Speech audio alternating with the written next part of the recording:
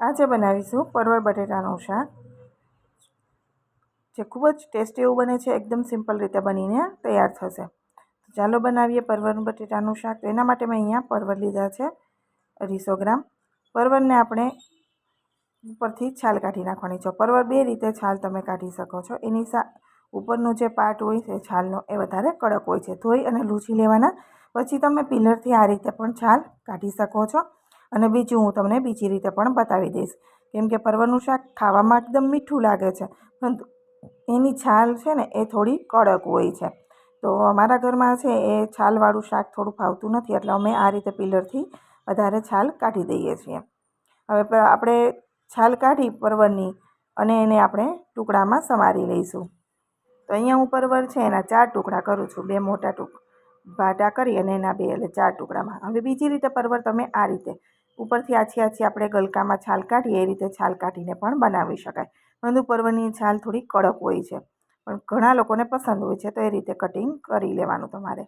તો અહીંયા તમે નાના મોટા ફોડવા પણ તમારી રીતે તમે સમારી શકો છો. તમને નાના નાના જોઈએ તો એમાં પણ કરી અને મોટામાં પણ કરી શકાય. સાથે મેં મીડિયમ સાઇઝના 2 નાના બટેટા લીધા છે, બહુ મોટા પણ નહીં અને વધારે નાના પણ નહીં. છાલ ઉખેડી મોટા ટુકડામાં એને સમારી અને ધોઈ લીધા છે. હવે પરવળ બટેટાને આપણે સાઈડમાં રાખી દઈશું. અને ગ્રેવી માટે આપણે એક મોટું ટમેટું લીધું છે, સાથે મરચાં અને નાનો આદુનો ટુકડો. હવે અહીંયા તમને લસણ પસંદ હોય તો સાથે લસણની 5-6 કળીઓ નાખી દેવાની. અને બધી વસ્તુને આપણે સરસ રીતે પીસી લઈશું. તો પરવળ બટેટાનું શાક મેં કર્યું છે. તમે ચાહો તો ખાલી પરવળનું શાક પણ એકદમ સરસ લાગે છે. હવે ટમેટા આપણે એકદમ સરસ એવા પીસાઈ ગયા છે. હવે આપણે શાકના વઘારની તૈયારી કરીશું. તો પહેલાં આપણે થોડું વધારે તેલ નાખીશું, જેથી આપણે બટેટા અને પરવળ એમાં સેલો ફ્રાય કરી લઈશું થોડીવાર માટે. અને સીધા તમારે ડાયરેક્ટ કુકરમાં કરવું હોય તો પણ ચાલે, પણ તળેલું શાક છે એ થોડો ટેસ્ટ અલગ આવતો હોય છે, તો એકદમ સરસ લાગતું હોય છે. અહીંયા આપણે પહેલાં પરવળ નાખી દેવાના છે તેલ ગરમ થાય એટલે, અને એને થોડીવાર માટે મીડિયમ ટુ હાઈ ફ્લેમ રાખી છે અને આપણે એને તળીશું. થોડો કલર ચેન્જ થશે એટલે આપણે પરવળને કાઢી લઈશું. સોફ્ટ થઈ જશે, થોડા 50થી 60% જેવા એ કૂક થઈ જાય છે. તો પહેલાં આપણે પરવળ કાઢી લઈશું અને પછી આપણે એની અંદર બટેટા નાખી દઈશું. બટેટાને પણ આપણે થોડા ગોલ્ડન કલર થવા આવે અને ફ્રાય થઈ જાય ત્યાર પછી આપણે બટેટાને કાઢી લઈશું.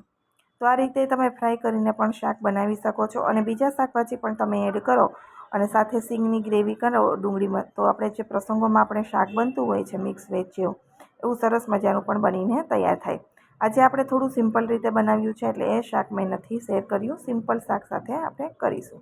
બટેટા ફ્રાય થઈ જાય એટલે આપણે કાઢી લઈશું અને એક્સ્ટ્રા તેલ પણ કાઢી લઈશું. શાકના ભાગનું આપણે તેલ રહેવા દેવાનું છે. તેલની અંદર આપણે તમાલપત્ર, તજનો ટુકડો, સૂકા મરચાં, જીરું અને હિંગ નાખી દઈશું. ડુંગળી પસંદ હોય તો ડુંગળીની પ્યુરી અથવા તો ઝીણી સમારેલી ડુંગળી તમે અહીંયા નાખી શકો છો. ત્યાર પછી આપણે ટમેટાની પ્યુરી નાખી દઈશું. ટમેટાની પ્યુરી આપણે થોડીવાર ચલાવી દઈશું, 2 મિનિટ જેવું. ગેસની ફ્લેમ લો ટુ મીડિયમની વચ્ચે રાખી છે. હવે 2 મિનિટમાં ટમેટાં સાતળી અને આપણે એમાં મસાલા કરીશું. હળદર, લાલ મરચું, ધાણા જીરું, સ્વાદ પ્રમાણે મીઠું નાખીશું અને મસાલાને આપણે સરસ રીતે પહેલાં મિક્સ કરી દઈશું. તો ટમેટાની અંદર મસાલા સરસ રીતે મિક્સ થઈ જાય અને ટમેટાને આપણે પ્રોપર કૂક કરવાનું છે, જ્યાં સુધી તેલ છૂટું ન પડે ત્યાં સુધી. એટલે 2 મિનિટથી 3 મિનિટ સુધી આપણે એને કવર કરી દઈશું. થોડી વારમાં છે એ તેલ એમાંથી છૂટું થઈ જશે અને ટમેટાં કૂક થઈ જશે. ટમેટાની ગ્રેવી છે એ પ્રોપર કૂક કરવાની, નહીં તો શાકનો ટેસ્ટ સારો આવશે નહીં. એટલે ટમેટામાંથી છેલ્ છૂટું પડે ત્યાં સુધી આપણે એને કૂક કરવાના છે. ત્યાર પછી આપણે એની અંદર 1 વાટકી ભરી અને શાક માટે પાણી નાખીશું. ગ્રેવી કેટલી જોઈએ છે એ પ્રમાણે પાણીનો ઉપયોગ કરવાનો. આપણે ગ્રેવી માટે પાણી નાખી અને પાણી થોડું આપણું ઉકળવા લાગે ત્યાર પછી આપણે એની અંદર શાક નાખી દઈશું. તો 60% જેવું શાક આપણું તળાઈને તૈયાર થઈ ગયું છે, એટલે પાકેલું છે. થોડું આપણે કૂક કરવાનું છે. શાકભાજી નાખી અને આપણે મિક્સ કરી દઈશું. મિક્સ કરી અને કવર કરી દઈશું. લો ટુ મીડિયમ ફ્લેમની વચ્ચે જ આપણે 6 મિનિટ માટે ઢક્કણ ઢાંકીશું. 6 મિનિટ પછી આપણે ખોલવાનું છે. 6 થી 7 મિનિટ થાય પછી ખોલવાનું અને ચેક કરી લેવાનું કે શાક છે થોડું દબાવીને કે બફાઈ ગયું છે કે કાચું છે. જો તમને કાચું જણાય તો ફરી થોડું પાણી નાખી કૂક કરી શકાય. અહીંયા સરસ મજાનું આપણું શાક છે એ કૂક થઈ ગયું છે. તમે બટેટું આપણે દબાવીએ તો બટેટું સરસ રીતે મેશ થઈ જાય છે. તો આપણું શાક પરવર બટેટાનું હવે અહીંયા બનીને તૈયાર થઈ ગયું છે. લાસ્ટમાં તમે અહીંયા થોડો ગરમ મસાલો એડ કરી અને મિક્સ કરી દેવાનું. તો શાકનો ટેસ્ટ છે વધારે સારો લાગશે. મેં અહીંયા શાક સર્વ કરી દીધું છે.